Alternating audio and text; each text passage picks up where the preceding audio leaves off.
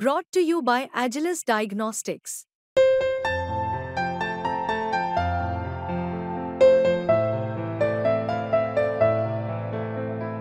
Agilus Diagnostics.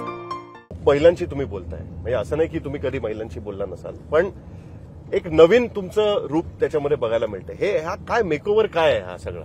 Sahilji, खूप चर्चा आहे ह्याच्याबद्दल. चर्चा होणार, कुठल्याही गोष्टीची चर्चा होती. मी आपल्याला नम्रतापूर्वक सांगतो, इतके दिवस मी राष्ट्रवादी काँग्रेस पक्षाचे राष्ट्रीय अध्यक्ष म्हणून जबाबदारी स्वीकारण्याच्या आधी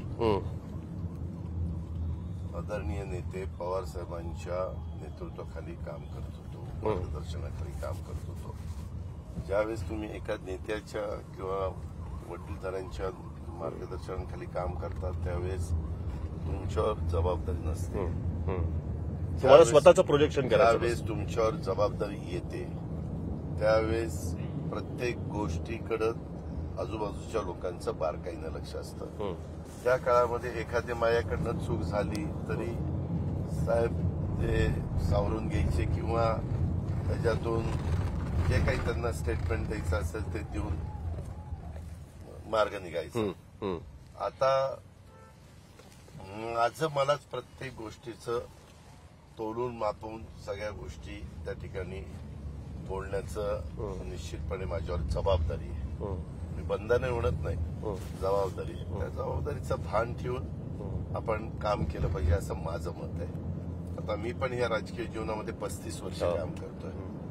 त्याच्यामुळं 35 वर्षामध्ये सुरुवातीचा तुमचा काळ असतो, नंतर तुम्हाला अनुभव येत तुम्ही जसं पुढे सरकार तसं तुम्हालाही लक्षात येतं की बाबा काय साधारण आपली जबाबदारी आहे, कशा पद्धतीनं आपण वागलं पाहिजे, बोललं पाहिजे. आता मला ज्यावेळेस काही निर्णय घ्यायचे असतात तर मी लोकांच्या मध्ये मिसळल्याशिवाय त्यांच्या मनात काय ते मला कळू शकत नाही. म्हणून मी महिलांच्यात मिसळतो. आता पण वयस्कर महिला तिथं बसल्या होत्या मंदिरामध्ये खूप मोठ्या प्रमाणावर.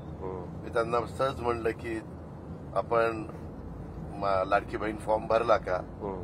ते म्हणले आम्ही 65च्या पुढे आहोत, आम्ही कशाचा फॉर्म भरणार. अर्थात त्यांच्याकरता पण वयोश्री म्हणून एक स्कीम आपण आणलेली आहे. पण त्यांच्यापर्यंत योजना पोहोचली आहे याचा अर्थ? नाही, माहिती आहे लाडकी बहीण योजना पोहोचली आहे. ते म्हणाले की 65च्या पुढे आमचं वय असल्यामुळे आम्ही बसू शकत नाही, असं अतिशय स्पष्टपणे त्यांनी सांगितलं. आणि त्याच्या आधी आता गावोगावी ज्यावेळेस थांबतो त्यावेळेस आमच्या महिला रक्षाबंधनाच्या निमित्तानं राखी बांधतात, ओवाळतात. आपली मराठी संस्कृती, आपली परंपरा आहे, त्याचा आपण आदर केला पाहिजे, ती आपण टिकवली पाहिजे. पुढेही ती कंटिन्यू चालेल असं पाहिलं आपण पाहिजे. त्याच्यामुळं त्यांना विचारतो तुम्ही फॉर्म भरले का, कुणाचं राहिलंय का? आता आमचे त्याच्यामध्ये जे काही सरकारच्याकडनं महिला सबलीकरणाच्या करता ही योजना आहे, त्यांना सबल करण्याच्या करता आपण हा निर्णय घेतलेला आहे, महायुती सरकारने घेतलेला आहे. त्यावेळेस ते मला सांगतात की काय झालं काय नाही.